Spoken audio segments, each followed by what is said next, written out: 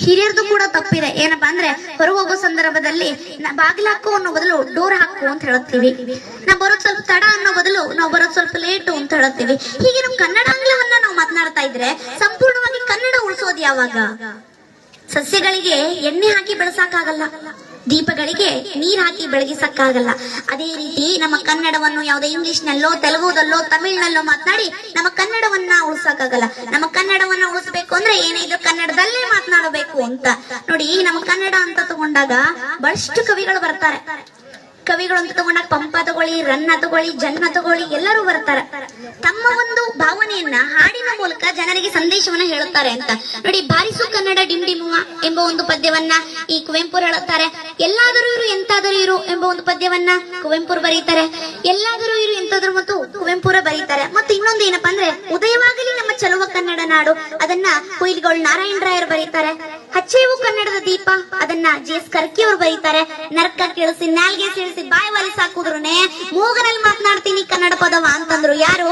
ಅವರೇ ಜಿ.ಪಿ. ರಾಜರತ್ನಂ ಅವರು ಅಂತ.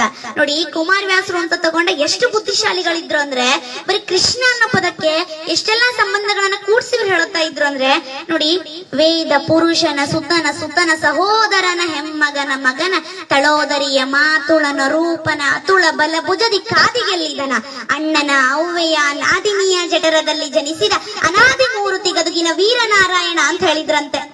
ನಮ್ಮ ಕನ್ನಡ ಹೇಗ್ ಹುಡ್ತು ಅನ್ನೋದಕ್ಕೂ ಕೂಡ ಅರ್ಥ ಇದೆ ಅಂತ. ನೋಡಿ, ಕುವೆಂಪು ಅಂತ ತಗೊಂಡಾಗ್ಲೂ ಕೂಡ ಇದೊಂದು ಒಂದ್ ಸಂದರ್ಭ ಹೇಳ್ತೀನಿ, ಇವ್ರು ನಡೆದಂತ ವೇಳೆ ಹೇಳ್ತೀನಿ. ಏನಪ್ಪಾ ಅಂದ್ರೆ ಇವ್ರು ಮಧ್ಯಾಹ್ನದ ಊಟಕ್ಕೆ ತೆರಳಿರ್ತಾರೆ. ಅಂದ್ರೆ ಇವ್ರು ಬರೀ ಹೆಚ್ಚು ಕನ್ನಡದಲ್ಲಿ ಮಾತನಾಡ್ತಾ ಇದ್ರು. ಯಾಕಪ್ಪ ಅಂದ್ರೆ ನಮ್ಮ ವೃತ್ತಿ ಗೌರವಕ್ಕೆ ಚ್ಯುತಿ ಬರಬಾರದು ಅನ್ನೋ ಒಂದು ಕಾರಣದಿಂದ ಬರೀ ಹೆಚ್ಚು ಕನ್ನಡದಲ್ಲಿ ಇವ್ರು ಮಾತನಾಡ್ತಾ ಇದ್ರು. ಇವ್ರು ಯಾವುದೇ ಭಾಷೆ ವಿರೋಧಿ ಅಂತೂ ಅಲ್ಲ. ಅವರು ಮೊದಲೇ ಕವಿತೆಗಳನ್ನ ಬರೆದಿದ್ದೇ ಇಂಗ್ಲಿಷ್ ನಲ್ಲಿ. ಆದ್ರೆ ಅವರು ಈ ಕನ್ನಡ ಅಧ್ಯಾಪಕರಾಗಿರೋದ್ರಿಂದ ಬರೀ ಹೆಚ್ಚು ಕನ್ನಡದಲ್ಲಿ ಅವ್ರು ಮಾತನಾಡ್ತಾ ಇದ್ರು. ಹೀಗೆ ವಿದ್ಯಾರ್ಥಿಗಳು ನಮ್ ಗುರುಗಳ ಬಾಯಲ್ಲಿ ಹೇಗಾದ್ರೂ ಕನ್ನಡ ಪದವನ್ನ ತರಿಸಬಾರದು, ಇಂಗ್ಲಿಷ್ ಪದವನ್ನು ತರಿಸಬೇಕು ಅಂತ ಹೇಳಿ ಬಹಳಷ್ಟು ಪ್ರಯತ್ನಗಳನ್ನ ಅವ್ರು ಮಾಡ್ತಾರೆ. ಅವಾಗ ಯಾವುದೇ ಪ್ರಯತ್ನ ಕೂಡ ಯಶಸ್ವಿ ಆಗಿರಲ್ಲ. ಒಂದು ಪ್ರಯತ್ನವನ್ನ ಹಮ್ಮಿಕೊಂಡಾಗ ಇದು ಖಂಡಿತವಾಗಿ ಯಶಸ್ವಿ ಆಗೇ ಆಗುತ್ತೆ ಅಂತ ಹೇಳಿ ನಂಬಿಕೆ ಇಟ್ಕೊಂಡು ಆ ಪ್ರಯತ್ನವನ್ನ ಹಮ್ಮಿಕೊಂಡಿರ್ತಾರೆ. ಆ ಪ್ರಯತ್ನ ಯಾವುದು ಅಂದ್ರೆ ಈ ಮಧ್ಯಾಹ್ನದ ಊಟಕ್ಕೆ ಕುವೆಂಪು ಹೊರಗೆ ತೆರಳಿರುವಾಗ ಈ ತರಗತಿಯಲ್ಲಿರುವಂತ ಎಲ್ಲಾ ಲೈಟ್ಸ್ ಗಳನ್ನ ಆನ್ ಮಾಡಿ ಕೂತಿರ್ತಾರಂತೆ. ಲೈಟ್ಸ್ ಆಫ್ ಮಾಡು ಅನ್ನೋದು ಇಂಗ್ಲಿಷ್ ಪದ ಆಗುತ್ತೆ. ಲೈಟ್ಸ್ ಯಾರು ಹಚ್ಚಿದೀರಿ ಅನ್ನೋ ಒಂದು ಪದಾನು ಇಂಗ್ಲಿಷ್ ಆಗುತ್ತೆ. ಇಂಗ್ಲಿಷ್ ತರಿಸ್ತೀವಿ ಇವ್ರ ಬಾಯಲ್ಲಿ ಅಂತ ಹೇಳಿ ಅವ್ರು ಕುತೂಹಲದಿಂದ ಶಾಂತ ರೀತಿಯಿಂದ ಎಲ್ಲಾ ವಿದ್ಯಾರ್ಥಿಗಳು ತರಗತಿಯಲ್ಲಿ ಕೂತಿರ್ತಾರೆ. ಆಗ ಕುವೆಂಪು ಮಧ್ಯಾಹ್ನದ ಊಟ ಮುಗಿಸಿ ಬರ್ತಾರಂತೆ ತರಗತಿಗೆ. ಬಂದು ಈ ಎಲ್ಲಾ ಲೈಟ್ಸ್ ಗಳನ್ನ ಆನ್ ಆಗಿರೋದು ನೋಡ್ತಾರೆ. ಲೈಟ್ಸ್ ಯಾರು ಹಚ್ಚಿದ್ರು ಅಂತ ಕೇಳ್ಬೇಕಲ್ಲ, ಇಂಗ್ಲಿಷೇ ಆಗತ್ತದು.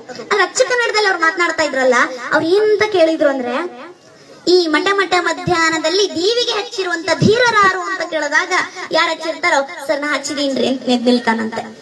ಮತ್ ಬಟನ್ ಆಫ್ ಮಾಡು ಅಂತ ಅನ್ಬೇಕಲ್ಲ. ಒಂದನೇ ಪ್ರಯತ್ನ ಹೇಗಿದ್ರು ಮುಗಿದೋಯ್ತು, ಎರಡನೇ ಪ್ರಯತ್ನ ಆದ್ರೂ ಯಶಸ್ವಿ ಆಗುತ್ತೆ ಅಂತ ಹೇಳಿ ಕೂತಿರ್ತಾರೆ. ಬಟನ್ ಆಫ್ ಮಾಡಿದ್ರೆ ಲೈಟ್ಸ್ ಆಫ್ ಆಗೋದು, ಮತ್ತೆ ಇಂಗ್ಲಿಷ್ ಪದನೇ ಆಗುತ್ತಲ್ಲ ಇದು. ಅವಾಗ ಏನ್ ಹೇಳ್ತಾರೆ ಅಂದ್ರೆ, ಎಲೆ ಅಧಮ ಅದುಮು ಆ ಗುಂಡಿಯನ್ನು ಅಂತ ಹೇಳಿದ್ರಂತೆ. ಏನಪ್ಪಾ ಅಂದ್ರೆ ಅಧಮ ಅಂದ್ರೆ ದಡ್ಡ, ಈ ಅದುಮು ಅಂದ್ರೆ ಒತ್ತು, ಗುಂಡಿ ಅಂದ್ರೆ ಬಟನ್ ಅಂತ. ಎಲೆ ಅಧಮ ಅದುಮು ಆ ಗುಂಡಿಯನ್ನು ಅಂತ ಹೇಳಿದ್ರಂತೆ. ಅವಾಗ ವಿದ್ಯಾರ್ಥಿಗಳಿಗನ್ಸುತ್ತೆ, ನಮ್ ಗುರುಗಳೇ ಕನ್ನಡದ ಮೇಲೆ ಇಷ್ಟ ಅಭಿಮಾನ ಪಡುವಾಗ ನಾವ್ಯಾಕ್ರಿ ಸುಮ್ಬಿಡ್ಬೇಕು, ನಾವು ಕೂಡ ಕನ್ನಡವನ್ನ ಮಾತನಾಡೋಣ ಅಂತ ಹೇಳಿ ಅವರು ಕೂಡ ಕನ್ನಡವನ್ನ ಮಾತನಾಡ್ಲಿಕ್ಕೆ ಶುರು ಮಾಡಿದ್ರು ಅಂತ. ಇದು ನಮ್ಮ ಕನ್ನಡ ಭಾಷೆಗೆ ಒಂದು ಶ್ರೀಮಂತಿಕೆ ಅಂತ. ನೋಡಿ, ಈ ಇಂಗ್ಲಿಷ್ ಹುಟ್ಟಿದ್ದು ಸಂಸ್ಕೃತ ಭಾಷೆಯಿಂದಲೇ ಅಂತ ಹೇಳಬಹುದು. ನಾವು ಸಂಸ್ಕೃತ ನೆಲದಿಂದ ಹುಟ್ಟಿದವರು, ನಾವು ಹೆಮ್ಮೆ ಪಡಬೇಕು ಸಂಸ್ಕೃತ ಭಾಷೆಗೆ. ನೋಡಿ, ನಾವು ಸಂಸ್ಕೃತದಲ್ಲಿ ಅಣ್ಣನಿಗೆ ಏನಂತ ಕರಿತೀವಿ? ಭ್ರಾತೃ ಅಂತ ಕರಿತೀವಿ.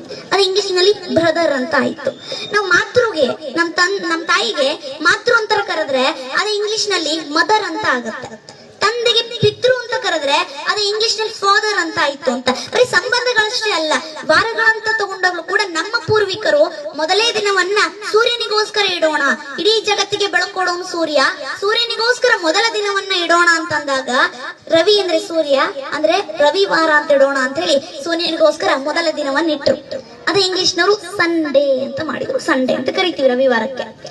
ಎರಡನೇ ದಿನ ಸೋಮವಾರ ಅಂತ. ನಮ್ಮ ಪೂರ್ವಿಕರು ಸೂರ್ಯನನ್ನ ಬಿಟ್ರೆ ಇಡೀ ಜಗತ್ತಿಗೆ ಅತಿ ಹೆಚ್ಚು ಬೆಳಕೊಡೋನು ಚಂದ್ರ, ಚಂದ್ರ ಅಂದ್ರೆ ಸೋಮ. ಎರಡನೇ ದಿನವನ್ನ ಅವನಿಗೋಸ್ಕರ ಇಡೋಣ ಅಂತ ಹೇಳಿ ಸೋಮವಾರ ಅಂತ ಇಟ್ರು. ಅದು ಇಂಗ್ಲಿಷ್ ನಲ್ಲಿ ಮೂನ್ ಡೇ ಅಂತ ಇಟ್ರೆ, ಈ ಸಂಸ್ಕೃತವ್ರು ನೋಡಿ ಕನ್ನಡದವ್ರು ನೋಡಿ ಕಾಪಿ ಹೊಡೆದಿದೀವಿ ಅಂತ ಗೊತ್ತಾಗತ್ತೆ. ಅದಕ್ಕೋಸ್ಕರ ಒಂದ್ 0 ತೆಗೀರಿ, ಮಂಡೆ ಅಂತ ಇಡ್ರಿ ಅಂತ ಮಂಡೆ ಅಂತ ಇಟ್ರು ಅಂತ. ಇದು ನಮ್ಮ ಕನ್ನಡ ಭಾಷೆಗಿರುವಂತ ವೈಶಿಷ್ಟ್ಯ ಅಂತ.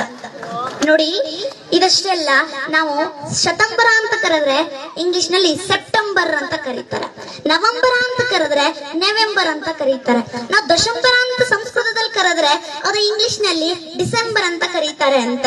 ಇಡೀ ಪ್ರಪಂಚದ ಲಿಂಕ್ ಲ್ಯಾಂಗ್ವೇಜ್ ಆಗಿರುವಂತ ಇಂಗ್ಲಿಷ್, ಇಡೀ ಪ್ರಪಂಚದ ಎಲ್ಲಾ ಜ್ಞಾನವನ್ನು ತನ್ನಲ್ಲೇ ಬಚ್ಚಿಟ್ಕೊಂಡು ಮೆರೆದಾಡ್ತಿರುವಂತ ಇಂಗ್ಲಿಷ್ಗಾಗ್ಲಿ, ಭಾರತದಲ್ಲಿ ಹೆಚ್ಚಾಗಿ ಮಾತನಾಡುವಂತ ಹಿಂದಿಗಾಗ್ಲಿ ತನ್ನದೇ ಆದಂತ ಸ್ವಂತ ಲಿಪಿ ಇಲ್ಲ ಅಂತ.